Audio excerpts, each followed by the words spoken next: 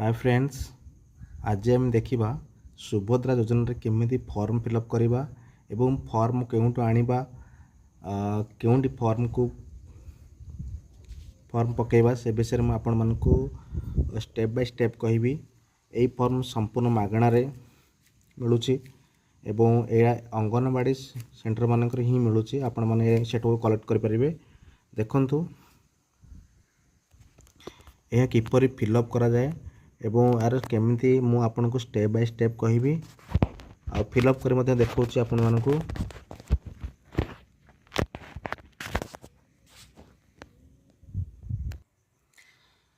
प्रथमे भाग क अच्छी आवेदनकारी सफिशिएंट विवरणी आम विवरणी देवा कौन जोटा आधार कार्ड अनुसार जहाँ ना थी से नेमटा आपड़ देखु संपूर्ण नाम आधार अनुजाई ओके आधार अनुसार आपण ना जहाँ भी थी आपड़ से हिसाब से नाटा को फिलअप करेंगे।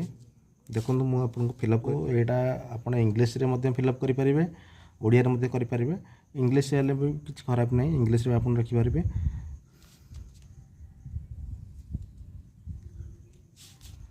देखो ना लिखला गोटे बॉक्स को आप वैकेंसी छाड़देवे, तापरे सेकेंड बॉक्स रो तार टाइटल ही आरंभ करेंगे।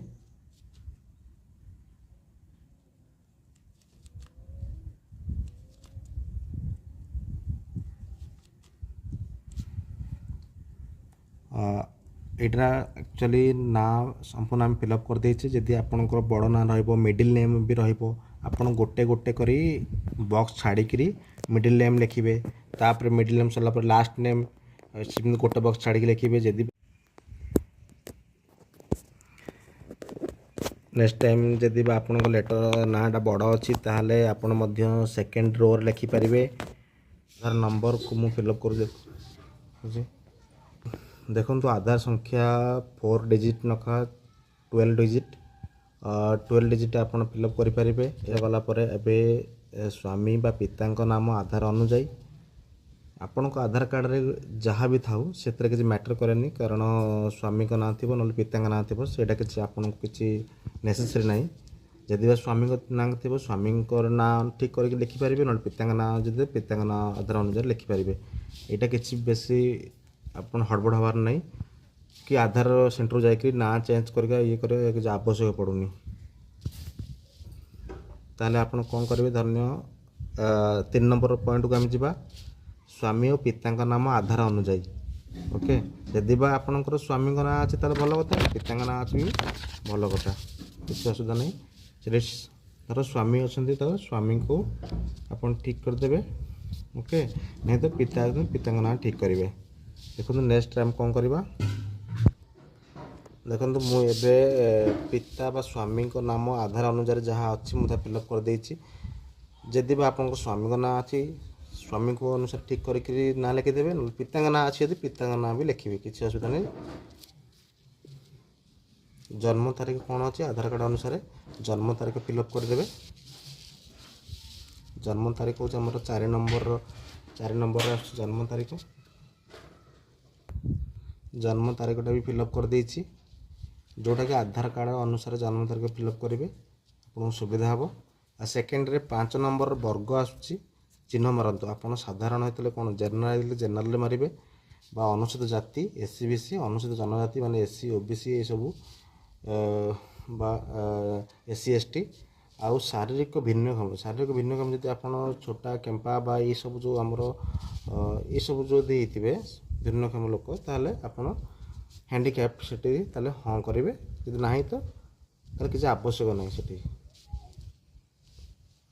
आपन कौन करेंगे, फास्ट साधारण रे मार देछि। आपन को जाति अनुसार आपन जदि एससी बीसी होते अनुसूचित जनजाति मारे, जदि साधारण जनरल होते जनरल रे मारे, एससी बीसी अनुसूचित जाति रे मारे।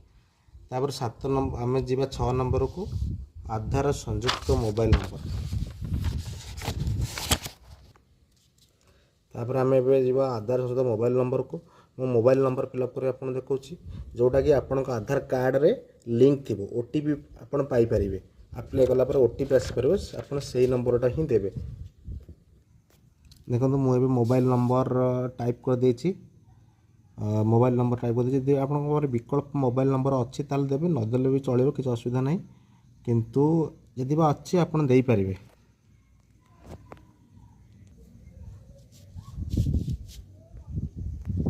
मुझे आपको देखो विकल्प मोबाइल नंबर दिखाई एवं आधार संयुक्त थी मोबाइल नंबर दे देती जिला आप जिला फिलअप करेंगे एवं 10 नंबर आसपन ग्राम पंचायत निमंते ग्रामर ना लिखिए eighty gram panchayat eighty block ना लिखिए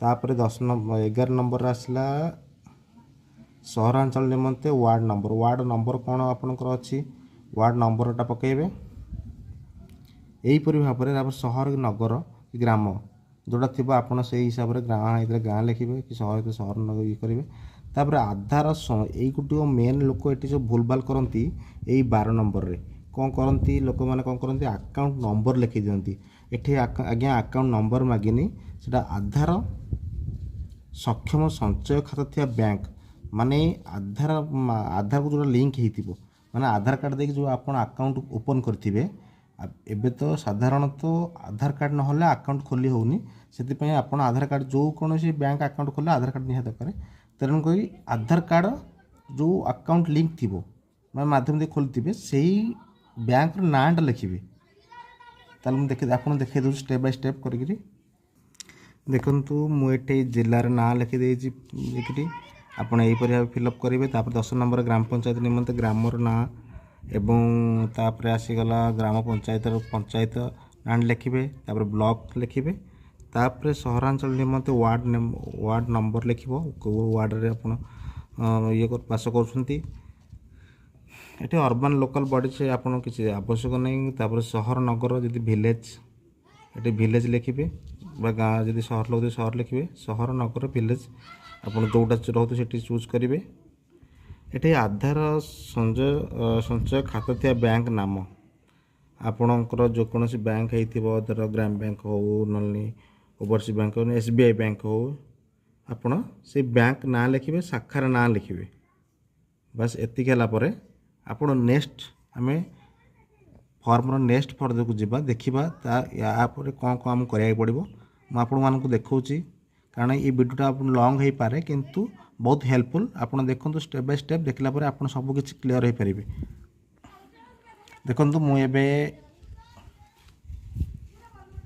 फर्मर द्वितीय फर्मर अलग पेज पलि आसी देखो ये फर्म लिखाई भाग ख सेपटे क गला एपटे ख आसला ख भाग को आम कौन पढ़ा मुझे द्वारा घोषणा करुच्ची पूर्व पृष्ठ उपलिखित थी मोर ज्ञान अनुजाई सत्य अटे मु प्रमाण करुच्ची एक माने आपन जहाँ फिलअप कले सत्य अटे मु ज्ञात जे एथिरे कौनसी मिथ्या प्रमाणित हेले यही आवेदन को प्रत्याख्यान करा जाई पारे एवं आईनगत कठोर कार्यानुष्ठान ग्रहण करा जाई पारे दयाकरी प्रযোज्य स्थान रे चिन्ह मारंतु ओके तापर आम कौन करवा